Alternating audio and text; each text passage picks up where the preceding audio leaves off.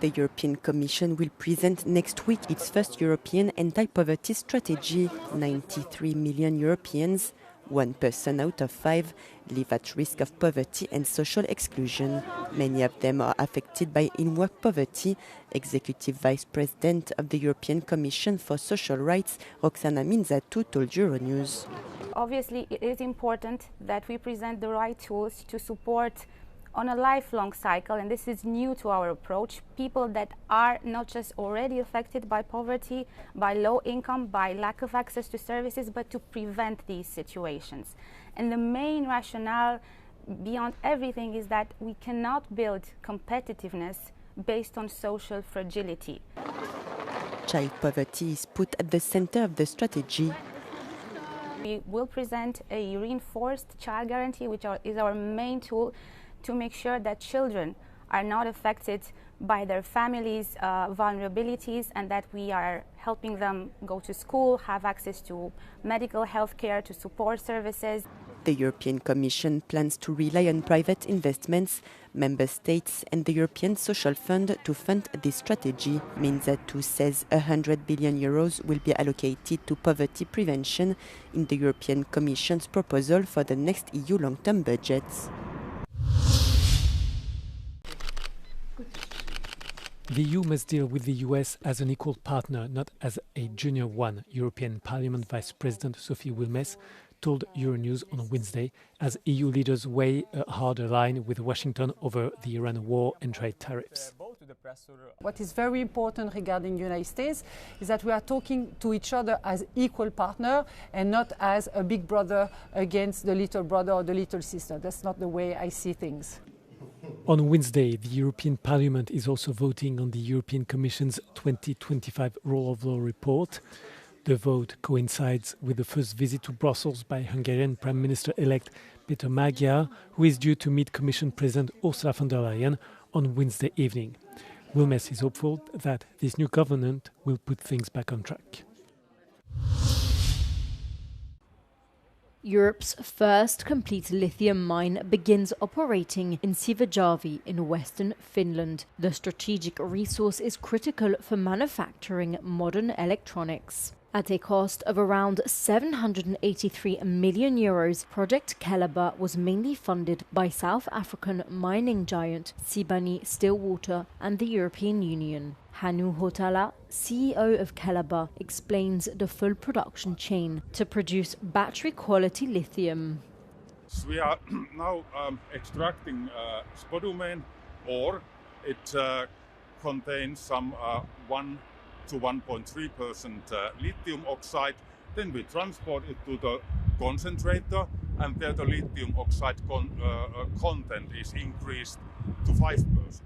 And further to lithium refinery, and there the lithium concentrate is produced as a battery quality lithium hydroxide.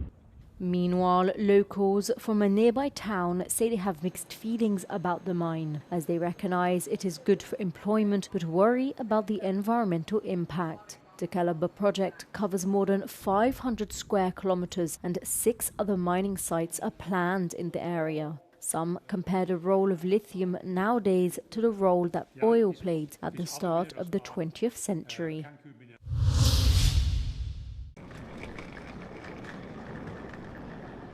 Closer to home, shorter stays and above all cheaper. Against the backdrop of geopolitical tensions, a global energy crisis and inflation eroding purchasing power, the French are scaling back their vacation plans for the summer of 2026. According to an IFOP survey conducted for the French Tourism Alliance, only 37% of them say they are certain to go away, compared to 50% last year. 71% of them plan to stay in France, favoring free accommodation options, such as staying with relatives. C'est vrai que le choix de la destination, là, on réfléchit à 2 fois avant de partir quelque part quand même. L'avantage, c'est qu'on a une maison de famille et que du coup, ça minimise les coûts et les dépenses des vacances. On les a pris avant l'invasion américaine au Moyen-Orient, on peut dire. C'était peut-être la première semaine où ça commençait à chauffer, donc les prix n'étaient pas encore à ce niveau.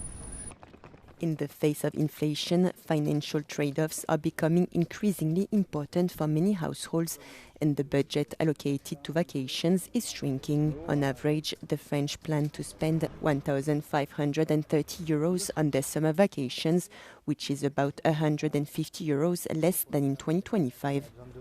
Plus de 50% des Français envisagent de dépenser moins que l'an dernier sur les différents sujets, évidemment, l'hébergement, la restauration, l'ensemble des dépenses sur place. Et d'ailleurs, c'est très sensible sur les dépenses faites sur place, peut-être plus que sur l'hébergement. 60% des gens pensent qu'ils vont réduire ces dépenses. Access to vacations remains heavily influenced by social inequalities. 84% of affluent households plan to go on vacation, compared to only 58% of lower income households.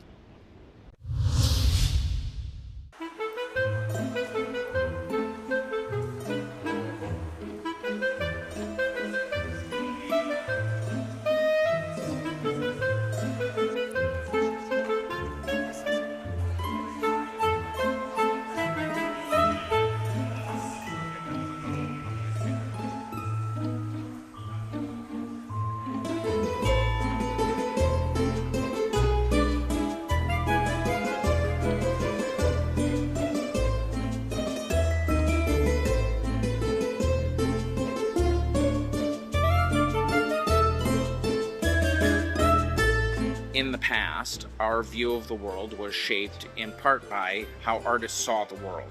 How Picasso painted changed how we saw the world. How Warhol talked about consumerism, pop culture, that changed how we saw those things.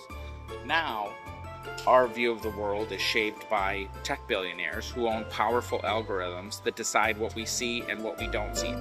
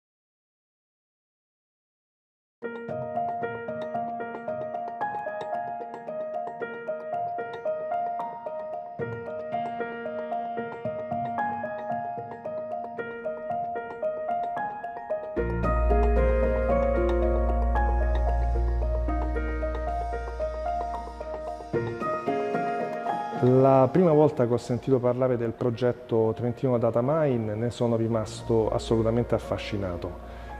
Si era parlato all'estero in passato di data center posti in location particolari, non avevo mai sentito parlare del riuso di una miniera, anche perché nell'immaginario collettivo tipicamente le miniere sono un luogo umido, quindi inidoneo a un data center.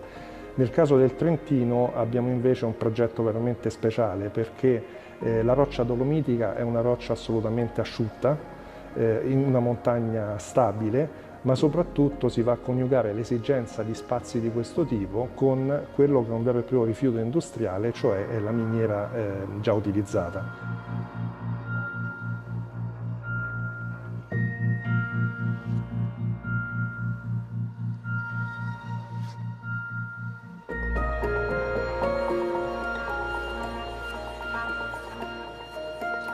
Ci fa molto piacere che questo data center conviva con altre iniziative, il deposito delle mele, del vino, del formaggio e in prospettiva altre iniziative, perché contiamo di sviluppare delle sinergie. Chi ha bisogno di calore può utilizzare il calore che noi produciamo.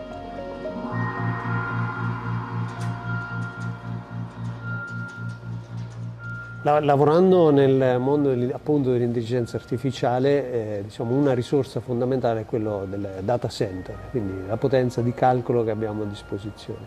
Quindi pensare che l'università a un certo punto possa avere a disposizione, diciamo, una parte o aver contribuito a realizzare all'interno del territorio trentino un data center con delle particolarità uniche, è sicuramente è stato molto, direi anche emozionante in alcuni casi.